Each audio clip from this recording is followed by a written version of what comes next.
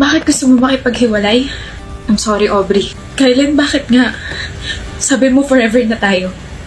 Sabi mo never ka makikipag-break sa akin. Bakit ganito? Anong ginawa ko para magkaganito ka? Hindi kasi tayo compatible. Hindi compatible pero umabot tayo 1 taon. May mga ganun talaga, Bri. Late na nilang nare-realize na hindi pala sila para sa isa't isa. Huwag na natin ipilit kasi pares na tayo masasaktan. Nasasaktan na ako. I know.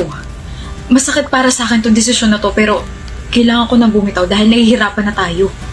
I'm sorry, Aubrey. Maybe sa next life natin, tayo na talaga, di ba? Huwag ka nang malungkot. Huwag ka nang umiyak, okay? Hindi talaga lahat ng relationship nag-work. I'm really sorry for this. Always remember na minahal kita at mahal kita. Sorry.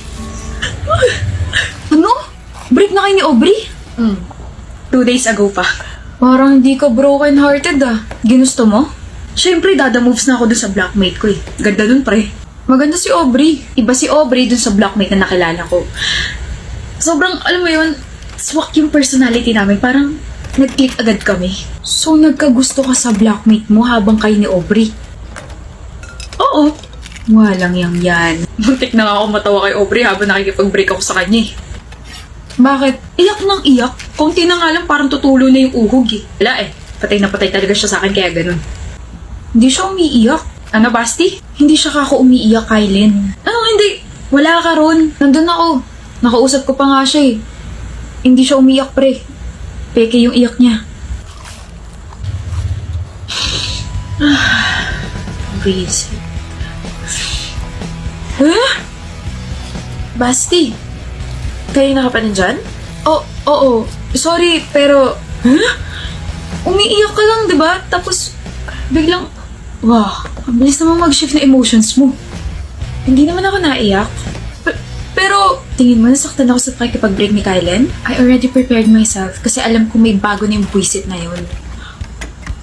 Ano raw sabi niya? Masakit para sa kanya yung desisyon na ginawa niya? Maybe sa next life kami na talaga? Sarap isuka ng mga kinain ko kanina. Shocks, kinikilabutan ako. Pero bakit ka umiyak kung ganun? Kasi natutuwa si Kylen kapag umiiyak ako. Feeling niya, pinagwapo niya na iniiyakan siya ng mga babae. So hello, I'm a theater actress. Sayang naman kung hindi ko gagamitin sa kanya yun, di ba? He's already stupid na hindi siya agad nakapag-break sa akin. Pero lalo pa siya magiging tangat bobo kung ipagkakalat niya sa iba na iniyakan ko siya. But trust me, ipupost ako yung bank account ko. Ipagkakalat niya yan sa iba. Sinabi niya yun? Tapos natawa pa nga siya kasi mukha ka raw tanga habang kinakausap siya tungkol sa hindi niyo pagiging compatible, something like that. Ayusin mo sarili mo, Kylen. Nakakaya ka maging kaibigan eh. Okay lang yan, Kylen. Yung mga ganyang ugali, deserve mapahiya.